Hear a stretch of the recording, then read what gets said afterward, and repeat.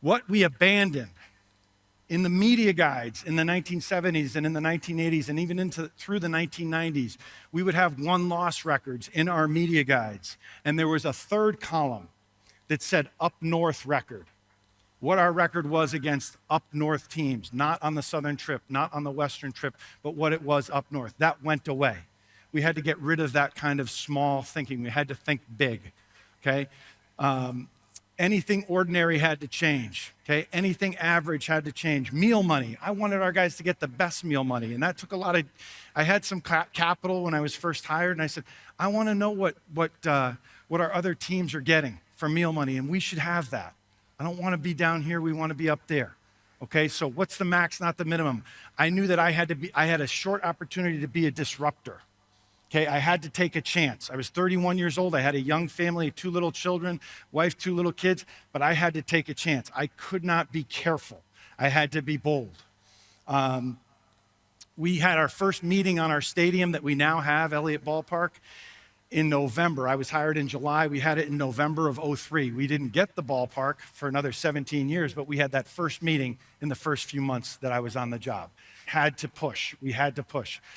If you see something you don't agree with and you don't acknowledge it, that means you accept it. Coach Baylock's one of his favorite sayings, one of my favorite sayings that he had, we were not going to accept it. We were going to challenge it. If we saw something we didn't agree with in practice, we were going to address it on the spot all the time.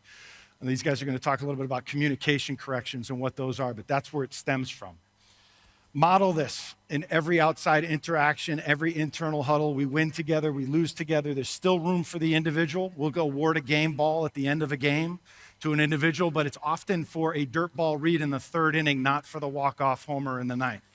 Okay, it's for a little process thing that we want to measure, we want to value, we show value, we reward that in a huddle.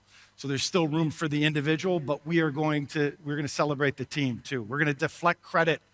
Okay, assume blame. When John asked me to be up here, I didn't feel right about it. I have to model that. I have to bring my team. These are the guys that deserve the credit.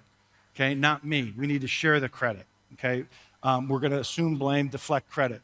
Safer scheduling had to go. We play a national schedule now.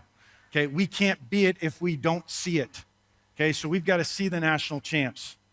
Okay, one of the things that we do all the time is, have they won a national championship? They are the top priority on our schedule.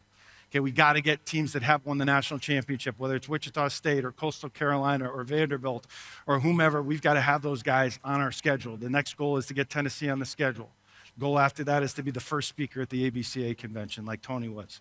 Okay, when we have success that others are surprised by, we can't be surprised by it, and we must act like it, like we've been there before. Comfort is the enemy of progress. Comfort is the enemy of progress. Discomfort is the path to growth. So even when we have success, we kind of put it aside.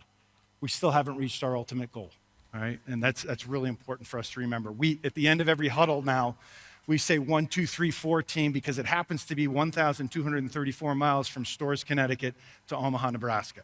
So it's a daily reminder, telescopic goal, microscopic focus, but we'll bring it up. We'll bring it up like that.